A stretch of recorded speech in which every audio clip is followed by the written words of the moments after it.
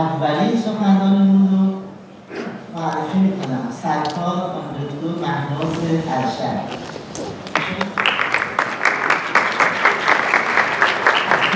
تحصیل دوره علمی از دانشکده دندانپزشکی دانشگاه علوم پزشکی تهران در سال 87 هستم. فارغ التحصیل دوره تخصصی پروتزهای دندانی از دانشگاه علوم پزشکی تهران در سال 90، دانشیار دانشکده دندانپزشکی دانشگاه علوم در حال حاضر هستند. دانشجوی نمونه کشوری در سال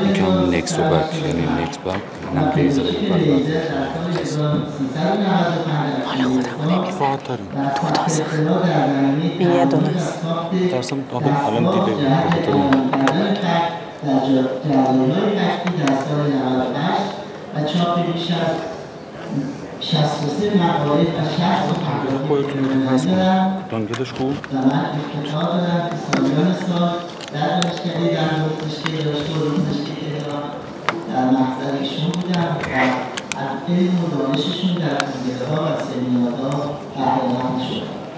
رتبه علمی ایشون رتبه برتر دانشجوی دانشگاه تهران در تمام مقاطع تحقیق بود.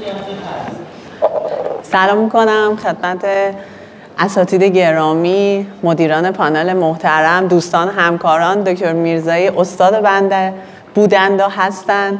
اولین بار که من بخش ترمیمی رفتم در واقع ایشون پرزنت در واقع ترمیمی رو برای ما داشتن و ما همیشه ازشون یاد گرفتیم و افتخار شاگردیشون رو داشتیم و ایشالله که همیشه سلامت و پاینده باشن و ما باز از محضر ایشون استفاده کنیم. در خدمت دوستان عزیزم هستم با موضوع لامینیت های سرامیکی. فقط چون دیروز یه کارگاهی در این زمینه 2 ساعته داشتیم و اصول بیسیک لامینیت رو حالا از طرح درمان، تراش، سمان اینا رو به صورت جامع بررسی کردیم، من به نظرم رسید برای اینکه هم جذابتر باشه هم تکراری نباشه کیسای لامینیت رو اینجا گذاشتم، کیسای خاص و اندیکیشن ها و نکات اون، و بعدش در پایان اگر که در واقع فرصت باشه و علاقه‌مندی باشه یه فیلم 5 دقیقه‌ای میذارم یه دور دیگه مراحل و پوینت های لامینیت رو توی اون ریویو کنیم. فکر کنم که یه خود جذابتر باشه و دیگه تکراری برای دوستان عزیز نباشه.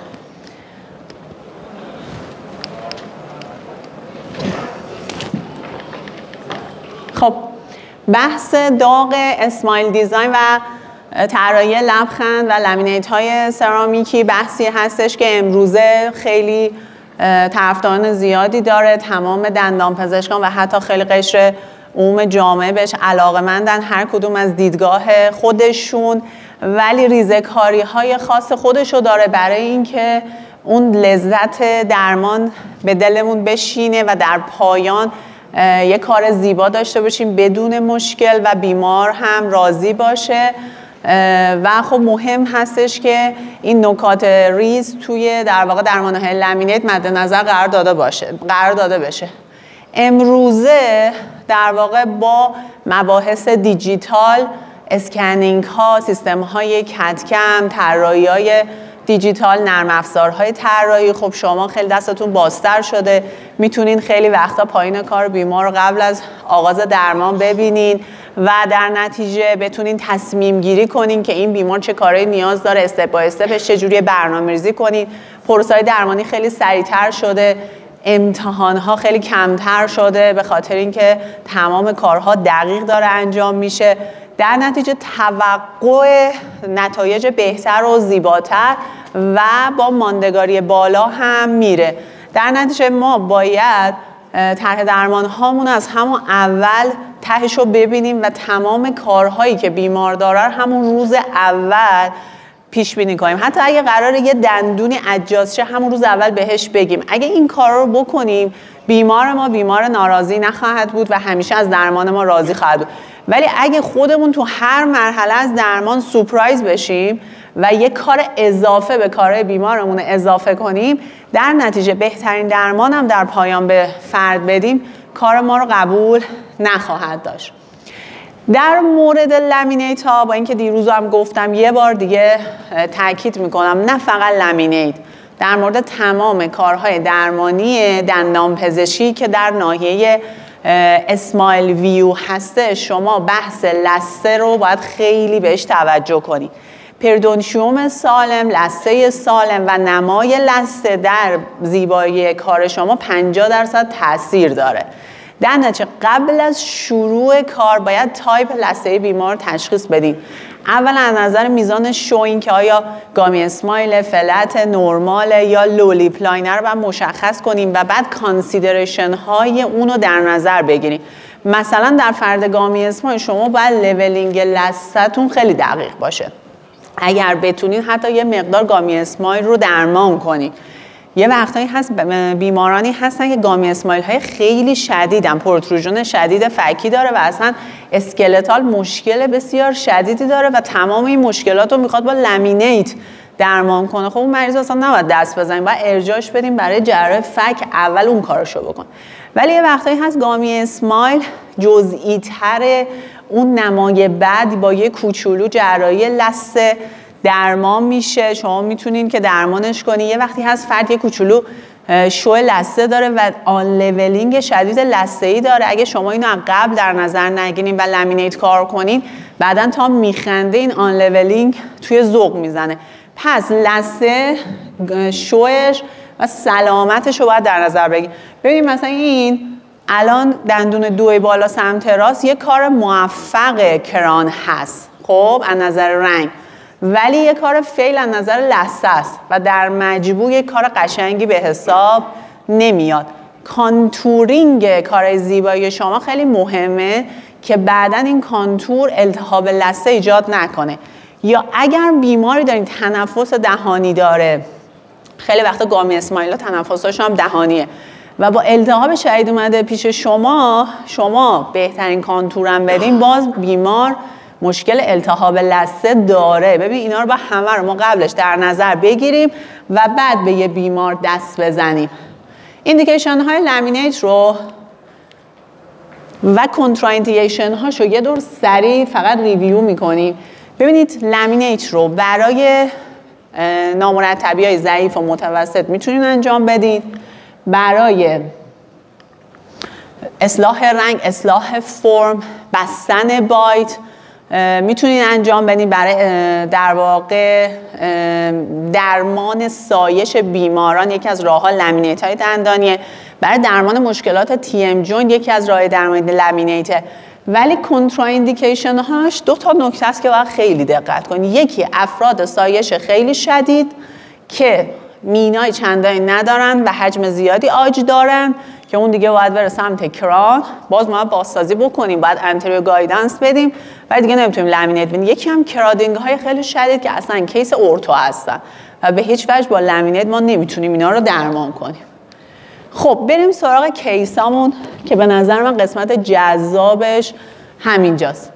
ببینید اگه بخوام کیسای سخت لامینیت، من کاری به کیس روتین ندارم، مثلا یه دختر خانم جوون با رابطه کلاسبان خیلی خوب، یه کوچولو نامرتبی داره، رنگ دندوناش هم خیلی خوبه، اومده لامینیت کنه، خب این یه کیس خیلی ایدئال و ساده است. اوکی، ما الان میخوایم یه کیسای پیشرفته رو بررسی کنیم. اولین کاتگوری کیسای پیشرفته ما بیماران دیپ بایت هستن. بیماران دیپ بایت دو دسته دارن. یه سری بیماران هستن اوورجت خوبی دارن، یه سری بیماران هستن علاوه بر اینکه دیپ بایت هستن اوورجت خوبی هم ندارن. اگر بیمار دیپ بایتی دارین که اوورجت خوبی ندارین، بهتره فک پایین رو وارد فاز لامینیت نکنین. معمولا افرادی که دیپ بایت هستن و اوورجت خوبی هم ندارن اصلا فک پایینشون زیاد شو نداره. اگه نامرتبی داره پوشش کنین اورتو کنه. اگه بدرنگی جزئی داره سعی کنین فک پایین رو با بلیچ درست کنین. چرا؟ چون شما مجبوری تراش بسیار زیادی تو فک پایین بدید که بتونین هم ضخامت و زیبایی لامینیت رو تامین کنین و هم اوکلوژن خوبی داشته باشین. در نتیجه دندان ها یا خیلی حساس میشه یا به اندو میرسه که اصلا نظر در واقع اخلاقی و اون ذات کانزرواتیو بودن لامینیت درست نیست و بعد بیمار هی پرمچور کانتکت اون ناحیه داره، هی میاد شما مجبور میشین بزنین، اصلا اون زیبایی لامینیتتون هم از دست میره. افرادی ببینید مثلا ایشون یه بیماری بود به من مراجعه کرده بود و تقاضای 2 فک لامینیتو داشت. خب از هلند اومده بود، محدودیت زمانی هم داشت. خب وقتی من بررسیش کردم، آنالیزش کردم، مجابش کردم که شما خب همه براشون مهمه، روز اول که میشینم میگن دندونام آسیب نبینه، شما میتونی با یه فک مشکلاتتو حل کنی. فک بالا رو میتونی لامینیت کنی، فک پایین رو میتونی بلیچ کنی و زیاد توی لبخند صحبت مشخص نیست. فک پایینش هم خیلی بیم نامنظمی نداشت، اصلا فک پایین رو من وارد فاز لامینیت نکردم. ببینید یه همچین بیمار دیپو وقتی شما میخواین تراش لامینیت بدی، اینجا کیسایی که من گذاشتم رفتی به اون تراشه مثلا خیلی خوشگلی که مریض مثلا یه کوچولو همه چیش اوکیه و شما یه تراش کوچولو میدین نیست. ببین تمام کامپوزیتای این مریض رو ما برداشتیم، ناحیه مزیال یک بالا سمت چپش کامل کامپوزیت بوده. شما تمام درمان‌های کامپوزیتی که در مسیر لامینیتتون هست رو باید بردارید. یه سری دیروز میپرسن که حالا اگه یه ترمیم کلاس 4 کلاس تیری کلاس 2 بغل دندون داشتم میتونم بذارم؟ نه، اونم باید برداری.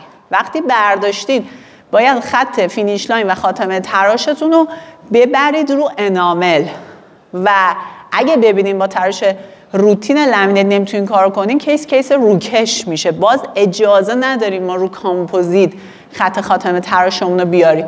حالا ایشون رو تونستیم ببین اون جایی که میبینین گوده کامپوزیت ها بوده برداشته شده. خب اگر مسیر نشست ما مثل این مریض از سطح باکال شما کامپوزیت ها رو بردارین، اصلا لازم نیست که آندرکانت ها رو بردارین.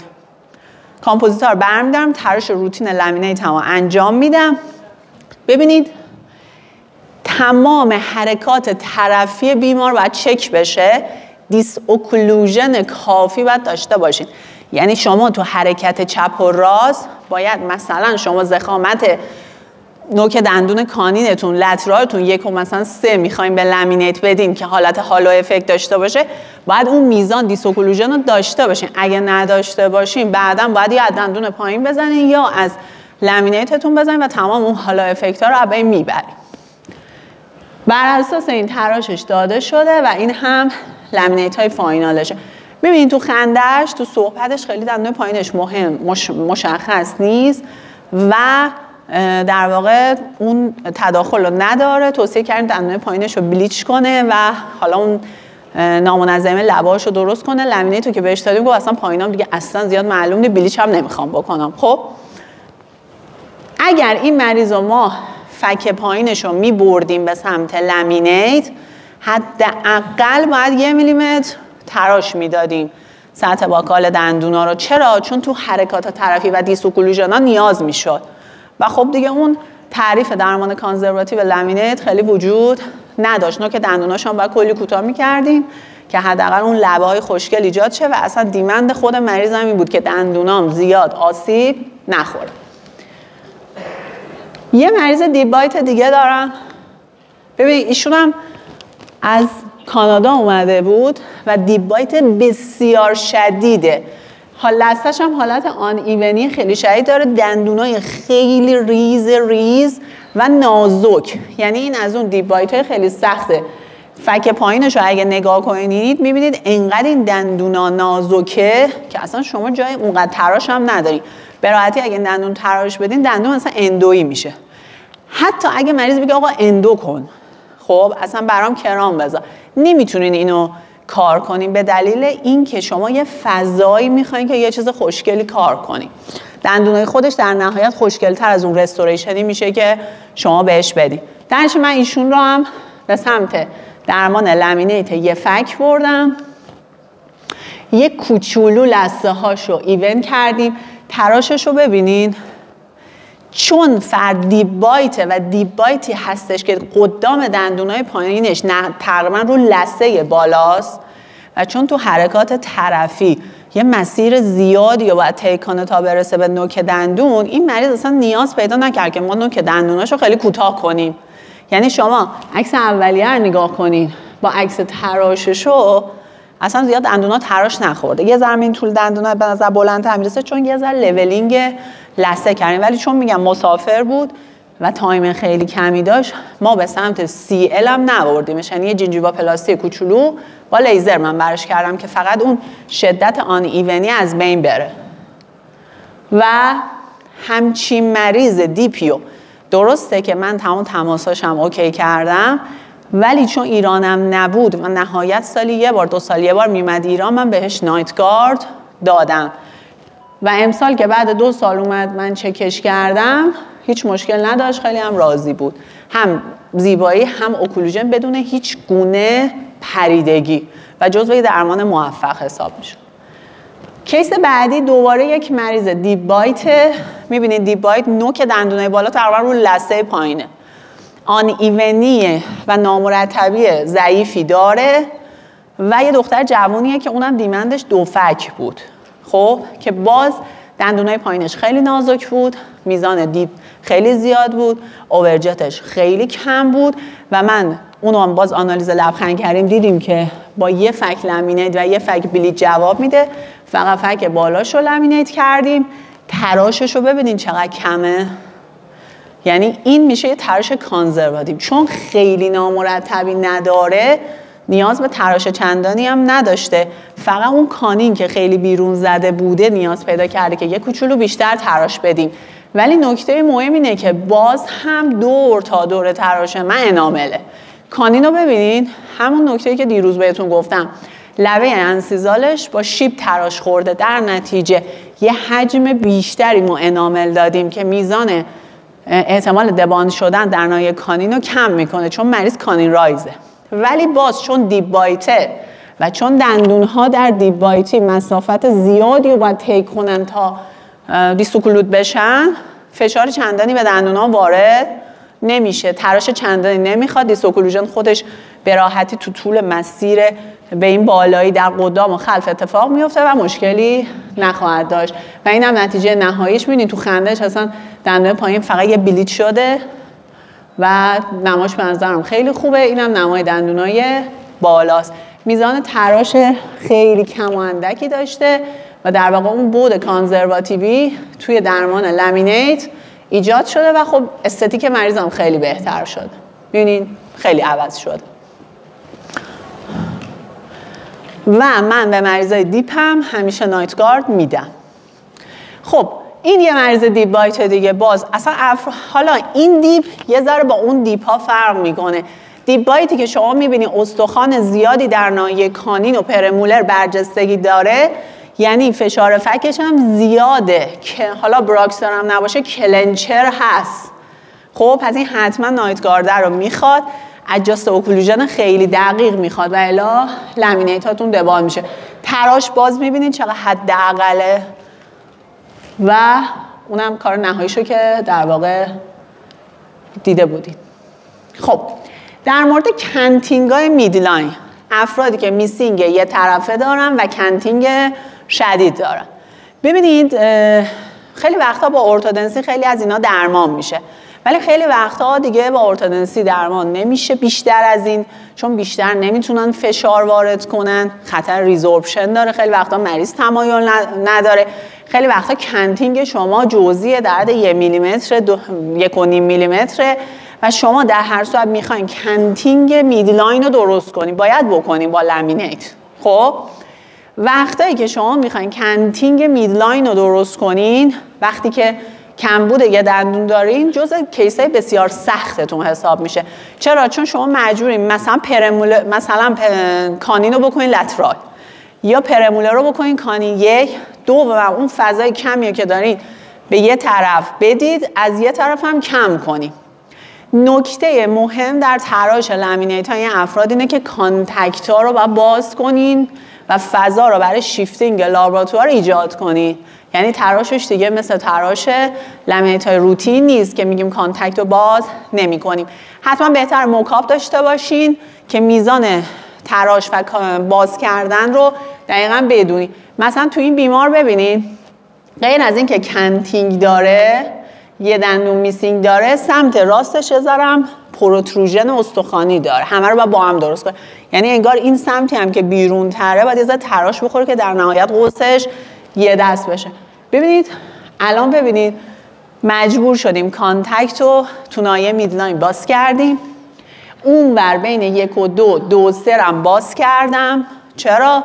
به خاطر اینکه بتونه دندونا رو یه ذره جابجا کنه. این سمت راست بیمار تراش هم بیشتر شده چون دندونا باید میرفته عقب‌تر. در ناحیه پرمولرها مریض ترمیمای وسیع داشته، ایندیکیشن لامینیت نداشته، تبدیل شده به روکش و این هم درمان نهاییشه. یه درمان بسیار موفق، بسیار زیبا. در مورد سایش ها، افرادی که با سایش به شما در واقع مراجعه میکنن یکی از سخت‌ترین کیس‌های لامینیت هستن. چرا؟ چون که این افراد نیروهای اوکلوژن بسیار شدید دارن، دندون رو سابیدن. حالا لامینیت رو چی؟ ببینید خیلی از افراد با مشکل TMD به من مراجعه میکنن. من TMD شون رو با نایتگارد درمان میکنم. برای اینکه درمانم با ثبات باشه و دوباره برنگرده باید بازسازی کلی کنم، باید عقبش رو روکش کنم، جلوش رو لامینیت بدم که اون انتریور گایدنس رو به مریضم بدم. تو زمان مشکل TMD این کار نمی کنم. اول TMD رو درمان میکنم ولی برای ثباتش باید با لامینیت درمانش کنم. مثل این مریض که این مریض اصلا مریض کیس زیبایی نبوده، به خاطر زیبایی نبوده، یه خانم 70 ساله بوده، به خاطر مشکل TMD اومده که ما برای درمانش فردا بردیم داخل بازسازی کلی. مریضای اتریشنی نوک دندونا رو اگه نگاه کنین شدیداً سایش اج تو اج شده. حالا شما این اج تو اج رو چجوری میبرین تو رابطه طبیعی؟ خیلی از دوستان میگن خب این الان سیارش مشکل داره، فشار میارم میبرم تو سیار، یه اوورجت بهم میدم. درسته این کار به نظرتون؟ اصلا شما نمیتونین به بیمار CR تحمیل کنی. این الان CRش همینه و اگه تو اون حالت ببرین لامینیت بسازین باز میارن نوک به نوک میکنن میزنن میشکونه. شما در این افراد آیا بایت رو باز میکنین؟ چون 99% مریض سایشی میان پیش من میگن پیش 10 تا دکتر دیگه رفتیم همه گفتن بایت رو باز کنین. میکنین؟ ببین تو مریضای سایشی ما اجازه نداریم اینقدر راحت بایت رو باز کنیم، چون هرچی شما بایت رو باز کنین فشار بیشتر میشه و احتمال شکست بیشتر. باید اول فریوی اسپیس رو چک کنیم، بگین از 30 بشمار تا 40 ببینین اصلا بیشتر از 1 میلیمتر، بیشتر از 2 میلیمتر فریوی اسپیس دارین.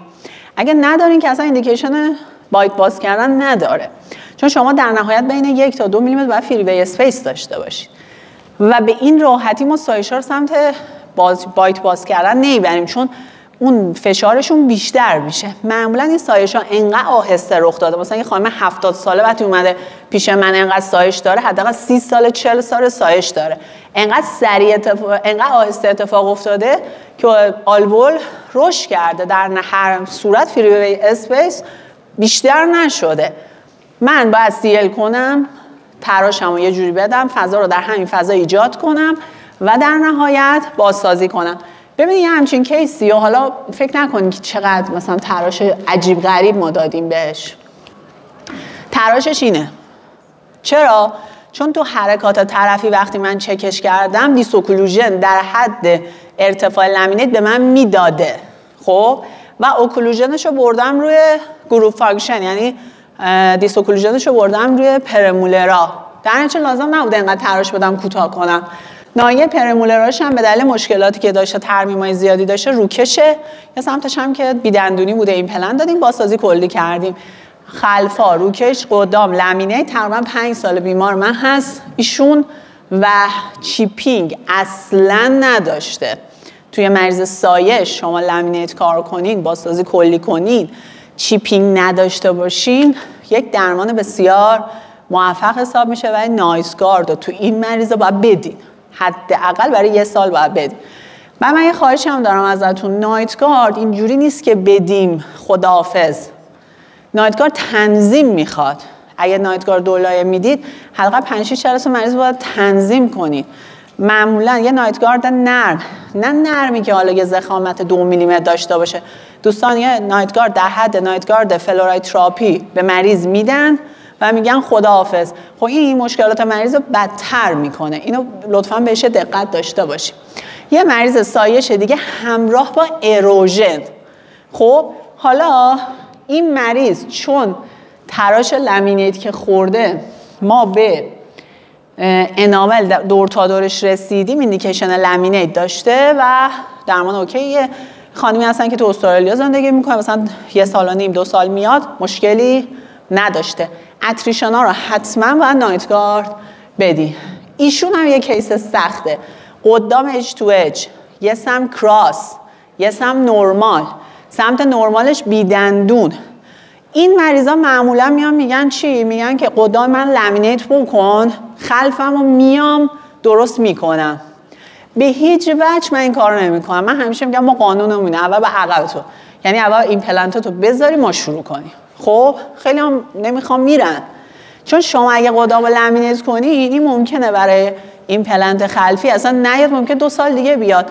در عرض 6 ماه لامینیت شما میپره، میشکنه، بعد این دفعه شاکی میاد میگه یه لامینیت برام کردی 6 ماه هم دووم نیورد. حالا شما بگو گفته بودم بیا ایمپلنت بذار، گوش نمیکنه. پس این مریض اول ایمپلنتاش گذاشته میشه، بعد که ایمپلنتاش به روکش رسید خلفش روکشای قدیمیش در میاد، بعد بازسازی کلی میشه.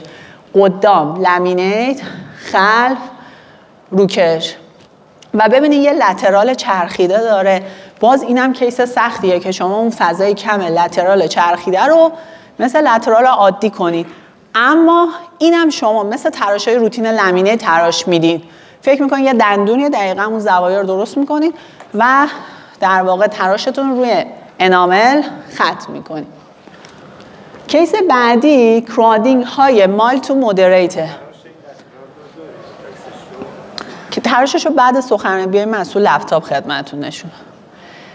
خب کرادینگ مایل تو مودریت، ببینید من به تمام این مریضایی که همچین کرادینگایی دارم میگم برین ارتو کنید. خب ولی اگه مایل تو مودریت نخواد ارتو کنه شما میتونید دست بزنید، از نظر اخلاقی ایرادی نداره. ببینید دندون لترالش خیلی بیرون زده است، چون ایشون دوست خودم هم بود، بهش گفتم لترالت ممکنه به اندو برسه، گفت نمیخوام. دکترم بود اصلا حوصله ثبت کردن و اینا نداشت، میگفت فقط کار زیباییمو بکن. ببینید تراشش رو ببینید، اون یکاشو که میبینید حالت سوراخه، یه پین فلزی قدیم براش گذاشته بودم. خب پینه رو من کامل در نیاوردم چون ممکنه دندون بشکنه. از باکال اگه ببینید یه حالت حفره کردم، انگار پینه رو برداشتم که نما نداشته باشه. کامپوزیتاشو که برداشتم بعد تراش نرمالمو دادم یه همچین نمایی داره، ولی لترال پایین رو ببینید. خب تراش که دادم دیگه، خب تراش اندویی نشد. خب یه ذره حساس بود، 1-2 هفته مواد ضد حساسیت بهش دادیم، فالوآپش کردیم، مشکلی نداشت. خب ولی خب تراشه رو خورده دیگه. برای همچین کیسی اینقدر نیاز هست. چرا؟ چون شما اگه اون دندون رو درست تراش ندین، لامینیتی که میاد روی این نازک‌تره، لامینیت های بقیه ضخیم‌تره، چون باید قوس رو درست کنید دیگه. شما که نمیتونید با نامرتبی لامینیت به مریض تحویل بدی. یکیش اوپک‌تر میشه، بقیه مثلا رنگش وایتال‌تر میشه. یعنی بعد شما ضخامت لامینیت که درست باشه، هیچی جای دندونام تقریبا در یه ردیف باشه. خب ببینید توی لامینیت ها چون لبه انسیزال حالت هالا افکت داره، شما بعد اون 1 خورده‌ای رو بهش بدید. اگر قرار طول دندونتون بلند بشه میتونید کوتاه نکنید، ریداکشن نکنید، ولی اگه طول دندونا بلنده، قرار طولش همینجا باشه، اونو مجبورین که دیگه کوتاه بکنید.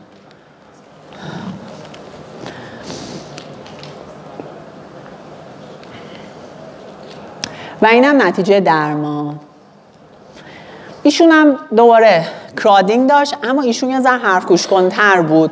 فک پایینش رو 6 ماه ارتو کرد به روش استریپینگ، یه ذره دندونای پایینش رو صافتر کردن. در نتیجه تریاشی که لازم بود ما بدیم خیلی کم بود. ببینید و کامپوزیتاش هم برداشتیم. بعضی جا می‌بینید تراش بیشتر به اینکه کامپوزیتا برداشته شده. کانتکت‌ها رو باز نکردم، اونم کار نهاییش.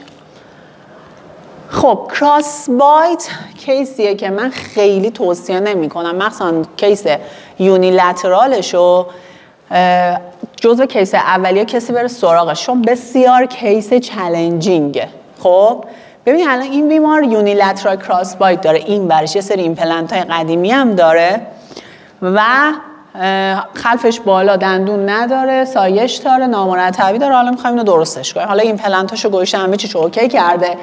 توی کراس بایت شما این مشکل رو دارین که یه طرفش ما تونستیم با روکش و لمینه کراس بایتش رو درست کنیم، یه طرفش رو دیگه نمیشد.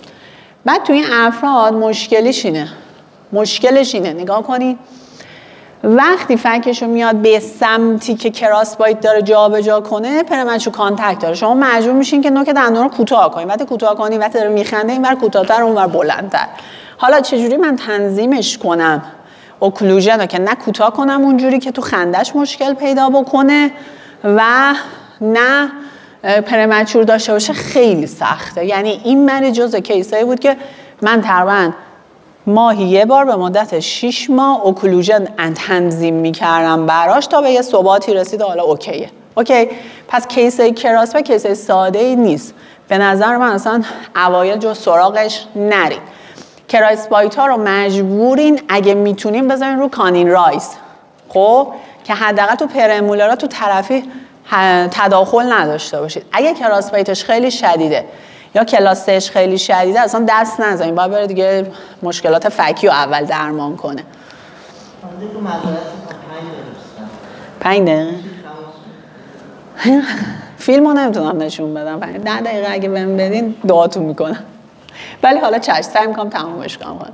کیسه گامی اسمایل کیسه خیلی پیچیده تری هستن مثل ایشون، چون تو ناحیه قدامش گامی اسمایل شدید نبود، تو طرفی بود، جراحی اصلاح لثه شده، ایمپلنت قرار داده شده و لامینیت شده. دیپ بایت هم هست. یکی از نکات خیلی سخت توی لامینیت ها اینه که وقتی شما لامینیت دارین، روکش دارین، ایمپلنت دارین، بخواین رنگا اینا رو هماهنگ کنین.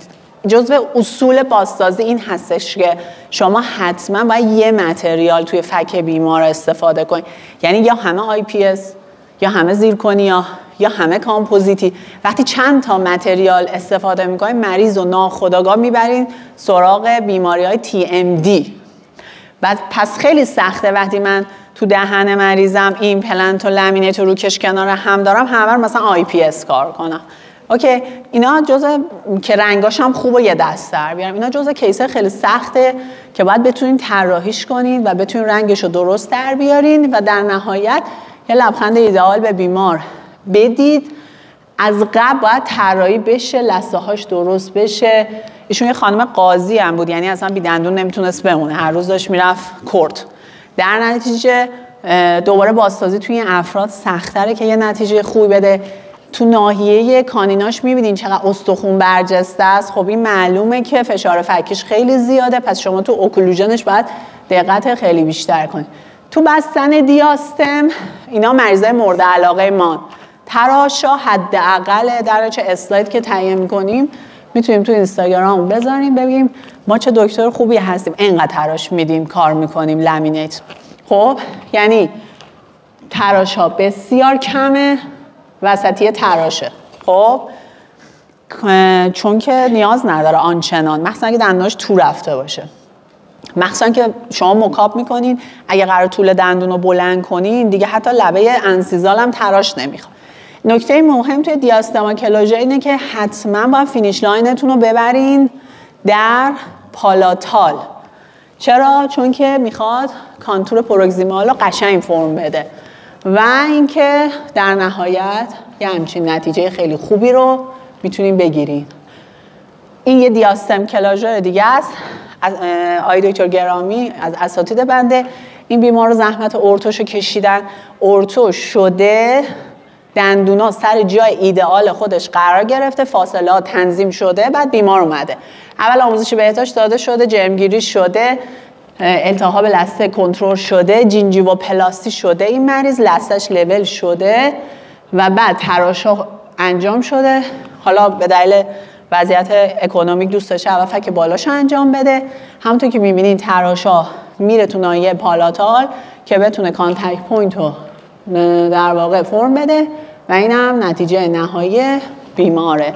این هم جزء درمان‌های خیلی موفقه، چون دیاستم کلوژر بستن اون که سایز دندونا همه خوب باشه و ارتوش هم خیلی دقیق باشه کاری خود سخته. اوکلوژن‌های H2A جزء دیگه ای از کارهای لامینیت هستن که خیلی سختن. شما باید اوکلوژن آنالیز کنین، بعضیش کیس لامینیت هستن بعضیش نیستن. ایشون یک فردی بود که داشت مهاجرت میکرد آلمان و دوست داشت که دو فکش رو لامینیت کنه. چون اوکلوژنش H2H بود داشت میرفت آلمان، دیگه ایران نبود که ما کنترلش کنیم، مجابش کردیم که فقط یه فک تو کار کن. H2H شما لبه انسیزال مجبورید که همون 1 و 3 تراش بدین، چون معمولا اینا مثل کلاسیان حرکاتشون بیشتر چاپینگ هستش، حرکات طرفیشون خیلی کمه و شما باید جا برای لبه لامینیت داشته باشید، فریم رد شه. معمولا لابراتواری کوچولو میتونه بیاره جلو، یه اوورجت خیلی کوچولو نیم میلیمتری به شما بده، بیشترم نمیتونه بده چون توی حرکات طرفی نوکا به هم میخوره میشکونه. اینا رو باید قبل مریضتون بگین، لبخندش رو چک کنین، اگه فک پایینش خیلی معلوم نیست میتونین به این سم درمان کنین. یه اوکلوژن H2H دیگه است، حالا خلفش که مشکلات خاص خودش رو داره، بازسازی کلی بوده. قدامش ببینید ایشون هم اگه ببینید اوورجتی که ما دادیم خیلی اندکه، دم بستش رو ببخشید نذاشته بودم ولی خیلی اندکه، در حد نیم میلیمتر. و لامینیت هایی که با این پلنت کیس بسیار سختی هن. ایشون این پلنتشون رو کرمانشاه گذاشته بود، با یه چشم گریون اومد که خیلی ظاهرا بعد یه خانم موسیقیدان بود که هر کدوم این پلنتاش هم یه سیستم زاویه‌اشو می‌بینین چقدر بده که قالب گرفتیم. البته قبلش جراحی لثه کردیم، لولینگ کردیم، جراحی با یعنی جینجیوا پلاستی و قالب گرفتیم. این نمای نهاییشه و یه درمان بسیار موفق و خوب فقط برای فک بالا تمایل داشتم، اما فقط برای فک بالا انجام بدیم. یه اوکلوژن H2H دیگه ببینید مریض اومده یه بار دندون نداره، پایین نداره، اوکلوژنش H2H یه سری روکش‌های خیلی بد داره. شما بعد اینو بازسازی کلی کنی، یعنی طرح درمان کلی براش بریزین، خلفاشو برنامه‌ریزی کنین.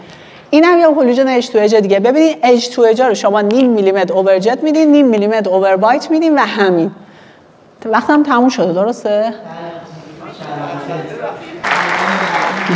من عذر میخوام، من توی این فیلم از اول تا انتها رو میرم، فیلم کارگاه دیروزم هست، میتونین برین تو یوتیوب ملاحظه کنین. دیگه واقعا بیشتر از این در نیم ساعت فکر نمی‌کنم بتونم کاری انجام بدم. امیدوارم که حالا بتونم رضایت شما دوستان عزیز رو برآورده کنم، ولی هر کس هم نکات ریز دیروز رو نبوده و اون اصول ابتدایی رو تمایل داره، فیلم کاملش رو توی یوتیوب گذاشتم، میتونید ملاحظه کنید. باز هر سوالی بود در دایرکت اینستاگرام من در خدمت شما هستم. ببینید خیلی سریع بریم در مورد لامینیت های سرامیکی. بعد از اینکه طراحی لبخند شد و تصمیم گرفتیم که کیس رو چیکار کنیم، عکسای فوتوگرافی با اصولی انجام بشه، با اسپید لایت، با دوربین مجهز و طراحی لبخند با اگزوکت من انجام میدم که 3 بعدیه. شما میتونید با تریشب انجام بدین، 2 بعدیه. حدود جراحی لثه، سایز دندون ها، بلند کردن دندون ها مشخص میشه و وقتی مشخص شد با 3D پرینتر برای شما یک هست پرینت میکنن. میتونیم بگین روش یه شل بسازن، میتونیم بگین یه قالب پوتیواش براتون آماده کنن، خدمتتون بفرستن. وقتی که میاد مطب شما، داخل اون شل یا داخل اون پوتیواش شما میتونین از این کامپوزیت های تمپورری تزریق کنین، برگردونین رو دندون مریض، کیور کنین، نتیجه حدودی نهایی کارتون رو ببینین. یه روش بسیار جدید هست که الان توی مقالات صحبت میکنه، اینکه همون موقع تراش لامینیتتون رو روی کامپوزیت بدین، یعنی فرز دپس کاتر رو بذارین، در نتیجه بعد که تراشتون تموم شد کامپوزیت های مونده رو ور میدارین، تراشتون بسیار کانزرواتیو خواهد بود، جایی که نیاز نداشته رو تراش ندادین. اما اگر جلسه موکاپتون با اون جلسه تراشتون فرق داره. میتونید از روی اون کست موکاپتون یه ایندکس پوتی بگیرین، ایندکس پوتی رو توی دهان بذارید و چک کنید. من یه این فیلمو بذارم جلو چون که ایندکس پوتی درست کردن دیگه همه بلدین. اگر هم دوستان بلد نیستن فیلمو تو یوتیوب ببینن. با ایندکس پوتی میتونید میزان تراش رو تشخیص بدین. بعضی جاها اصلا نیاز نداره. مثلا ایندکس پوتی به شما نشون میده که 2 میلیمتر میخواین تراش رو دندون رو بلند کنی، پس لبه انسیزا اصلا نیاز به تراش نداره. توی قسمت تراش اول من BST میزنم همیشه مریض اذیت نشه، چون بعضی وقتا لسترم میخوام فرم بدم. با دپس کاتر برمیدارم. اگر نشست لامینیت شما از سطح باکاله حتما مثل روکش در 3 پلن تراش بدید.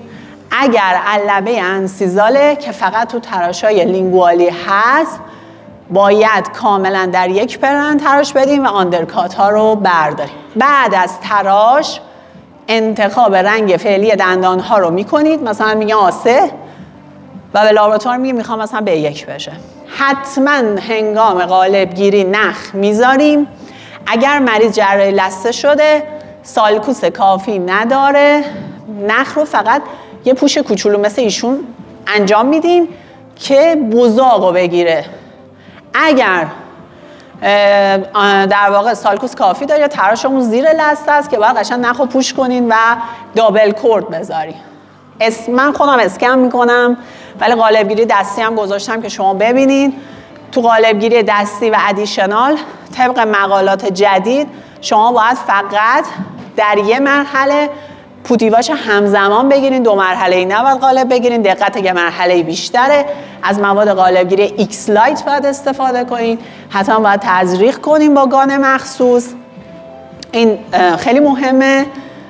و بعد از اینکه قالب گرفته شد کار میره لابراتوار. شما هم در دهان اگر میخواین تمپورری برای مریض بسازین، البته اگر رجیستریشن بایتتون هم دارین روش دستی میگیرین، با موم نگیرین، با مواد سیلیکونی بگیرین که مخصوص رجیستریشن. اگر تمپورری میخواین بسازین میتونین اون شلتون رو سوراخ کنین تو ناحیه دندونا که اضافات کامپوزیت بره، کامپوزیت فلو یا کامپوزیت های تمپ مخصوص رو تزریق کنین، برگردونین. نکته مهم در تمپورری اینه که 1 نقطه در سطح باکال باید حتما اچ کنین، همون یه نقطه رو باند کنین، به دلیل اینکه بعدش بیمارتون که میاد میخواین تمپو بردارین خیلی سخت نباشه. اگه بیمارتون سیگاری شدیده باید بدونه که زیر اون لبای تمپورری به زودی سیاه خواهد شد، کارش نمیشه کرد. اوکی؟ بعد که حالا تمپورری رو ساختین اضافاتشو برمیدارین، با مریض خداحافظی میکنین، مریض میره. بعد حالا اون تایم که سرامیکاتون اومد اول حتما دونه دونه روی کس چک میکنین، نشستش، ترک، همه رو چک میکنین. بعد روی دندون چک میکنین. قانونش اینه که تک تک چک کنین، همه رو با هم چک کنین. با ژل های مخصوص تراین پیست یا با ژل سونو میتونین اینو فیکسش کنین. آینه رو بدین دهن دست مریض چک کنه. اوکلوژن حتما تو این مرحله چک کنین. ادجاست نمیتونین بکنین ولی چک کنین ببین اوپن وایت خلفی دارین یا ندارین. اگر اوپن وایت خلفی دارین لامینیت ها رو پس بفرستین، دوباره وایت بگیرین تو لابراتوار تنظیم بشه. اگه اوپن وایت ندارین یعنی در نهایت شما یه تنظیم جزئی دارین، لامینیت ها رو میتونین آماده استعمال بکنین. برای سمنتیشن لامینیت ها نکته مهم اینه که طبق مقالات جدید اول بعد از اینکه لامینیت ها رو شستین حتما اسید فسفوریک بزنین. اگه یه ذره پروتئین های بزاق موندن از بین برن. بعد بر اساس اون سمانی که دارین تصمیم میگیرین که چه پروتکلی انجام بدین. توصیه میکنم سمان‌های استفاده کنین که باندش جدا سایلنس شده، اصلا آل این وان و اینا استفاده نکنین. 4 تا برند رو با هم قاطی نکنین برای سمانتیشن، حتما از یه برند استفاده کنین. داخل لامینیت ها اسید میزنم، شستشو میدم، بعد هاش اف میزنم. هاش اف برای لامینیت های آی پی اس شما مثلا 15 تا 20 ثانیه بعد بذارید. اون 90 ثانیه مال فلدسپاتیکا هست، اشتباه نکنین. طبق مقالات جدید لازم نیست داخل لامینیت کاملا گچی بشه. اگه جای گچی نشد اصلا مهم نیست، دست نزنین. بعد از اینکه هاشفو زدم شستشو میدم. سایلن رو 2 مرتبه بزنید، هر 2 مرتبه یه لایه نازک بزنین. سعی کنین بپره کامل. خیلی هم میگن توی این مرحله گرم کنین، مثلا سشوار بزنین. اون دیگه بستگی به خودتون داره. من پروتکل کارخونه همچین مطلبی ننوشته، برای این سمان استفاده نمی‌کنم. بعد که لامینیت آماده شد، لامینیت رو میذاریم کنار، داخل دهان مریض رو چک می‌کنیم. اگر مثلا این روش آخرش بعد دنتین پورسلن باند هم بزنین. اگه پورسلن باند زیاد زدین، با یه میکروبراش خوش اضافاتش رو بر می‌دارین، داخل دهان مریض رترکتور رو میذاریم، ساکشن اگه لازم میذارین، اگه نه دستیارتون وای میسه هر لحظه لازم شد ساکشن کنه. من از این رترکتورهای بلیچینگ استفاده میکنم که 2 تا فک از هم جدا بشه، زبون بره عقب، ایجاد مزاحمت نکنه. اسید رو میزنم طبق پروتکل این سمان 10 ثانیه اچ میکنم، بعد میشورم، آلبان میزنم 2 لایه، 10 ثانیه پوار میزنم، 10 ثانیه لایت میگیرم، بعد سمان رو داخل لامینیت میذارم. نکته مهم قرار دادن سمان داخل لامینیت اینه که باید از لبه انسیزال بشونین، اضافات باید کامل از سرویکال بیرون بزنه. میتونین تک تک سمان کنین 2 تا، میتونین همه رو با هم انجام بدین. من همه رو با هم انجام میدم. البته چراغ اتاق کامل قطع میکنم، نور لایت رو قطع میکنم که کیورینگ سمانم دیرتر بشه. 2 تا دستیار کنارم وای میسته. وقتی که لامینیت‌ها رو میشونم، یکی با میکروبراش اضافات سمان رو بر میداره. با قلمو من زیاد نیستم، چون قلمو اضافات رو میکشه روی سطح سرامیک، کثیفکاری میکنه. حتما هم از باکال برمیدارم، هم از پالاتال برمیدارم. بعدش نکته مهم اینه که 2 تا لامینیت‌ها رو میگیرم، دستیارم آهسته نخ میکشه، باز اضافات رو با سون برمیدارم، با رول پنبه در مرحله آخر روش میکشم که اضافاتی اصلا روی لامینیت نباشه که وقتی کیور شد یه حالت مات بهش بده. وقتی که دیگه خیالم راحت شد اضافه سمانی نموده، یه دور دیگه با دست لامینیت‌ها رو فشار میدم. بعد لامینیت‌ها رو 2 دستی میگیرم و دستگاه لایت رو روشن میکنیم. 5 ثانیه بین لامینیت‌ها دونه دونه در حالی که من گرفتم کیور میکنم که لامینیت‌ها بلند نشه. بعد اضافات رو با نوک سوند بر میدارم و بعد کیورینگ نهایی 40 ثانیه باکال، 40 ثانیه پالاتا رو انجام میدم.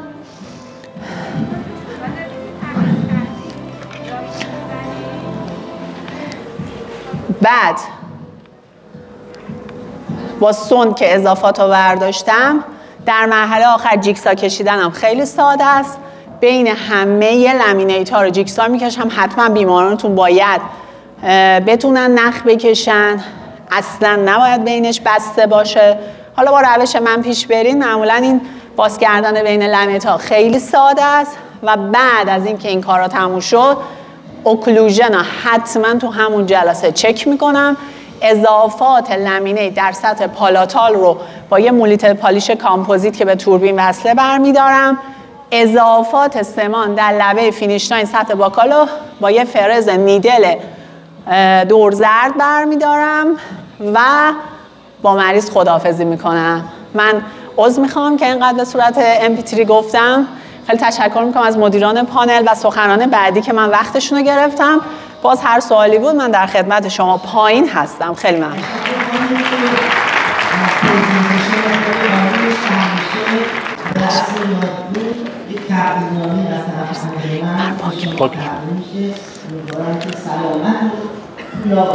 خیلی ممنون از شما.